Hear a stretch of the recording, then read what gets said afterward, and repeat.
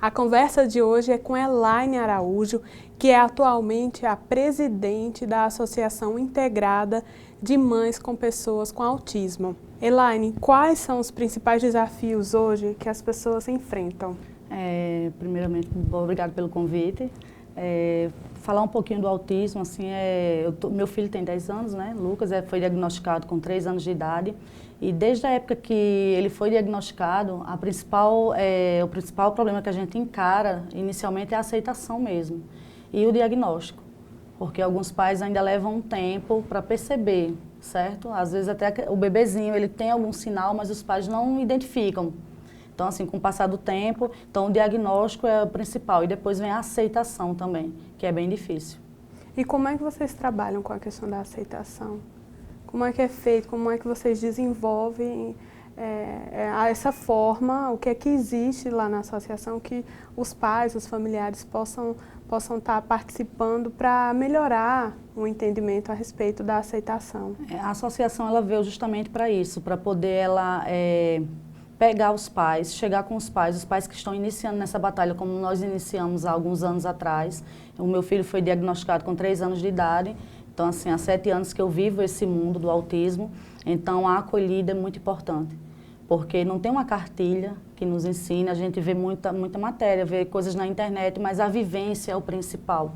Então as mães que chegam desesperadas, procurando saber como é que eu faço para o meu filho falar, como é que eu faço... Então, tudo tem um tempo, realmente. Então, a vivência, a experiência de outras mães, ela nos ajuda muito, nos auxilia muito. Em relação à cannabis, vocês já constatam melhorias em tratamentos? Nas pesquisas que vocês fazem, vocês já conseguem ver uma melhora no tratamento? Com certeza. Lá na associação nós ganhamos, graças a Deus, e a Cassiano da Abraço Esperança, nós recebemos 10 isenções. Então 10 crianças fazem uso da cannabis e sem custo algum. E dessas crianças, um é meu filho também, ele faz uso. E assim, a melhora deles é evidente. Agora sim, é uma questão também de organismo, né? Tem crianças que se dá melhor, tem crianças que não se dá tão bem. E no que ela age? Quais são os principais benefícios para as pessoas entenderem? Porque ainda existe muito preconceito, a verdade é essa. Assim, inicialmente nós também, nós ficamos apreensivas por toda a questão da disseminação da maconha, né? Você fica, a criminalização, você fica meio com o pé atrás. Mas quando a gente começa a tentar ajudar os filhos da gente, a gente tem que tentar. Então, quando nós tentamos, nós vimos realmente melhoras assim, claras e evidentes. Nós temos um menininho que ele é cadeirante, ele é PC, ele teve paralisia cerebral, que é o Lucas. E ele, por exemplo, ele babava muito, ele mordia as mãos. Após o uso da cannabis, Lucas é outra criança. Então, assim, tem outros também, o meu filho também, ele tinha muita estereotipia. Isso é o quê? Estereotipias são movimentos como se fossem repetidos, movimentos que eles não param, mas como se fosse motor também. O meu era muito no braço, fazia muito flap com as mãos, e depois do uso da cannabis, ele diminuiu em 80%. Como é feito o diagnóstico? Como é que os pais, eles podem descobrir? Quando o meu filho tinha 1 ano e meio, como eu tenho filhos mais velhos, então, para mim, foi bem mais fácil fazer a comparação do desenvolvimento da criança e notar que ele realmente tem atraso. Atraso na fala, ele não encarava, ele não olhava para a gente, ele não encarava, ele tinha dificuldade de socializar. Então, assim, daí eu já comecei a prestar mais atenção e ver, opa, tem algo errado. Porque eu tinha. Agora, as mães que não têm filhos, que é o primeiro filho, elas têm uma dificuldade, né? E às vezes também você não quer aceitar. Não, eu, por exemplo, a gente levou o nosso filho para o médico, quando chegou lá o médico, não, o desenvolvimento dele é normal, nem todos os dedos das mãos são iguais, ele vai ter o tempo dele falar, dele desabrochar, é só você ter paciência. Sendo que tempo no autismo é vida, então assim, tempo é muito especial para a gente, o tempo, porque não existe um remédio para o autismo tem tratamento, acompanhamento. Então, é bem complicado, a gente tem uma corrida contra o tempo. O diagnóstico de Lucas, você presta atenção nos primeiros sintomas que eu falei aqui e você procura logo um psiquiatra infantil ou neuro. É uma corrida contra o tempo, realmente. Existem diversos níveis, se assim a gente pode chamar. Tem aquelas pessoas que são acometidas, mas no nível mais leve, e outras nem tanto. Como é que se dá essa diferenciação? O autismo, ele é um transtorno, né? Não é uma doença, porque geralmente as doenças têm cura. Ele não é uma doença, ele é um transtorno. A criança foi comprovado atualmente em pesquisas que a gente ainda não sabe a causa especificamente, mas muitos se falam que 50% pode ser genético.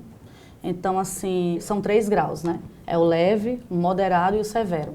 Então, eles estão caracterizados nesses 3 parâmetros. O leve, ele fala, tem as questões da sociabilidade. No caso do meu, o moderado, ele chegou a falar com 7 anos de idade, o meu filho, mas ele não mantém um diálogo, ele tem ainda as questões dele, não pode ficar só. E o severo é aquela criança que não fala, que tem mais dificuldades. Dependendo do grau, a dificuldade vai aumentando. Você falou das problemáticas, das questões que envolvem, principalmente aqui na Paraíba. Quais seriam os maiores desafios que as pessoas com esse transtorno enfrentam? Aqui na Paraíba, a gente tem, graças a Deus, a gente tem a FUNAD, que é um centro especializado em vários tipos de deficiência, e lá você encontra acolhida. Sendo que, ultimamente, graças a Deus também, é muito a mídia, vocês vêm informando mais, as pessoas estão abrindo mais os olhos, então estão conseguindo diagnosticar mais. Então, assim, está tendo muita gente que está correndo, então não tem essa vaga para todo mundo. Porque você começa o tratamento com um filho, ele não vai receber alta amanhã. É um tratamento que ele é o resto da vida. Ele vai precisar sempre de psicólogo, de fono. Então, realmente, falta mais lugares com mais atendimentos voltados para essa população, que só tem a crescer, né? Só vem a crescer. Quais são as restrições que as pessoas com esse transtorno enfrentam? Várias, inúmeras, né? Por exemplo, são pessoas que elas precisam de cuidadores, dependendo do grau do autismo, para o resto da vida. Nas escolas públicas hoje é suficiente ou falta? Falta muito. Meu filho, ele estuda numa escola regular, aqui em João Pessoa, e ele passa metade do ano em casa esperando um cuidador, e metade do ano na escola. Então, essa rotina para ele já fica quebrada, porque eles são muito de rotina. Então, assim, é complicado. Algumas escolas particulares, ela não cede o mediador, né? A pessoa preparada. Então, alguns pais têm que custear. Então, assim, é sempre uma angústia, realmente, para os pais quando se fala em escola. Porque também a pessoa que está ali, ela tem que ser uma pessoa capacitada para entender o que é o autismo. Porque na escola você coloca um cuidador para uma criança cadeirante, para um Down e para um autista. Sendo que são demandas diferentes. São pessoas com transtornos diferentes, com dificuldades diferentes. Então, tem muitos autistas que ele não permanece mais do que 5 minutos sentado numa cadeira de sala de aula. Então, essa pessoa tem que entender, tem que ter toda uma preparação para entender e fazer com que aquela criança desenvolva de certa forma.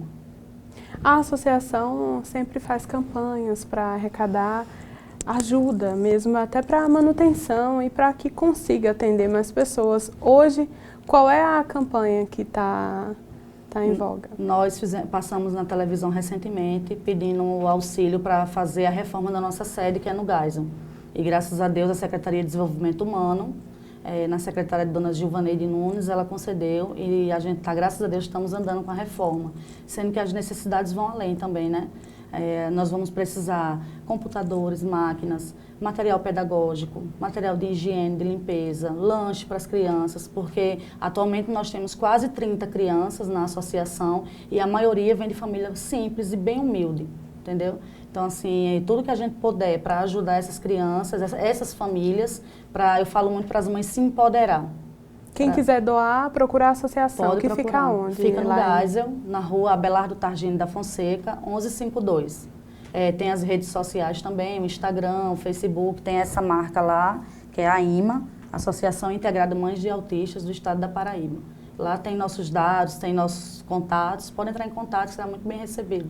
Segundo o projeto da reforma da Previdência, a PEC 06/2019 trata de uma redução na pensão para as pessoas com deficiência, inclusive no artigo 28, inciso 3 da PEC, e é um tema que está gerando muita polêmica. A reforma acabou de ser votada em primeiro turno, né, semana passada. Elaine, como é que vocês estão se mobilizando acerca desse projeto? O primeiro impacto foi de tristeza. Tem mães aí realmente que vivem só dessa ajuda de custo, desse BPC, que é o benefício de prestação continuada. Para você ter ideia, é um salário mínimo para a mãe pagar aluguel, água, energia, alimentação, medicação. Muitas dessas crianças usam fraldas. Então, assim, são crianças que não têm lazer, porque a mãe não tem nem como pagar uma passagem de ônibus para sair com elas. Às vezes deixa de ir até para o tratamento, porque não tem como pegar um ônibus para sair com essas crianças de casa. Então, nós estamos apreensivas, realmente com muito medo do futuro, que isso venha a acontecer e vai prejudicar a parte mais sensível da população. Esse artigo específico, ele diz basicamente que as pessoas com deficiência vão perder, caso os pais venham a falecer, a pensão, né? A pensão deles. Isso é um absurdo. Isso é um absurdo. Assim, eu acho uma monstruosidade. Como que uma pessoa com deficiência, após o falecimento dos seus cuidadores, vai viver no mundo sem ter, com R$400, com metade? Gente, isso é um absurdo. Elaine, várias entidades estão se mobilizando acerca de enfrentar e tentar mobilizar as pessoas que discordam do atual projeto de reforma. O que vocês têm feito em relação a isso? Os parlamentares paraibanos, vocês estão pressionando? Como é que está sendo o enfrentamento de vocês? Nós estamos muito ativas, muito atentas a essa questão, porque nos diz respeito diretamente. A maioria das mães, como eu falei aqui, elas vivem desse auxílio. Então, nós estamos tendo também muito auxílio da deputada estadual Cida Ramos, que é uma pessoa que luta pelas pessoas com deficiência. Então, ela sempre está nos assessorando, está deixando com a gente, fechando essas questões, conversando, nos colocando a par de como estão esses trâmites. Então, é uma pessoa que a gente realmente se identifica pela causa e a gente está sempre pronta para ir para a rua, para gritar, a gente vai para a internet, porque realmente é uma coisa que é de você realmente parar para pensar como vai fazer isso com pessoas que necessitam de cuidados especiais, que deveriam até ganhar mais, pelas necessidades que elas precisam diariamente, e você vai tirar o tão pouco que elas têm. É muito triste. Elaine, qual é a mensagem que você passa para os pais, as mães, sobre como enfrentar esse transtorno, que não é doença, é um transtorno, né, Elaine? Qual a mensagem que você deixa? Eu deixo mensagem de força, fé, esperança, e que, assim, aceitem os filhos de vocês. São nossos filhos, são nossos amores. Não é fácil. Eu tenho um filho com 10 anos, Lucas. Eu sei que todo dia é uma batalha a ser enfrentada. Todo dia eu digo que todo dia é uma guerra nova, né? Que a gente vai vencendo. Mas são nossos filhos. O autismo, ele não é o fim do mundo. Nós conseguimos sim, a gente consegue muitas coisas com eles, a gente consegue que eles comecem a falar. Mães que não têm condições de pagar um tratamento, que é caro, tratamento particular, vai para a internet, conversa com outras mães, vê o que vocês podem fazer, procura quem já tem um pouco de experiência. Eu falo muito que às vezes até com a caixinha de fósforo a gente consegue interagir, consegue chamar a atenção e consegue ensinar algo. Então não é desistir nunca, realmente eu não posso dizer que é fácil. Existem serviços especializados para desenvolver as habilidades dos autistas? Você poderia destacar alguns? Existe sim, como eu falei, por exemplo, na FUNAD nós temos um serviço especializado, né, que é uma equipe multidisciplinar composta por fono, psicólogos, psicopedagogos, nutricionista, professor de educação física. Então, assim, é a equipe perfeita para desenvolver, sendo que são muitas crianças atualmente, como eu falei. Então, existe uma média? Para você ter uma ideia, lá na associação nós temos 30 e uma fila de espera com mais de 60. E isso, famílias assim que estão desesperadas na fila do tratamento, às vezes na fila do diagnóstico ainda. Famílias desesperadas porque deram entrada no BPC e foram negadas. Então, assim, estão com a mão na cabeça, o pai desempregado, a mãe não tem emprego. Então, a gente também faz arrecadação de alimentos lá para dar para essas famílias. A gente faz esse trabalho que é bem diferenciado e importante, que essas pessoas estão esperando, mas a fome não tem, né? A fome não espera. A gente agradece, Elaine, pela sua atenção, pelos seus esclarecimentos e a sua presença aqui no nosso quadro de conversas do portal Clique PB. Eu que agradeço por vocês estarem levando um pouquinho a mais também sobre o autismo, sobre o nosso trabalho na associação e que chegue a mais pessoas, e quem se interessar, quem estiver também nesse lugar que eu já estive um dia, de início dessa luta, que eu sei que eu também tenho um longo caminho ainda pela frente, tem pessoas também que eu sei que eu vou precisar me apoiar, tirar dúvidas. Eu estou aqui, as mães também estão lá é um local de acolhida, e a gente está para receber todo mundo que precisa realmente de uma mão amiga. Eu que agradeço, muito obrigada. Obrigada.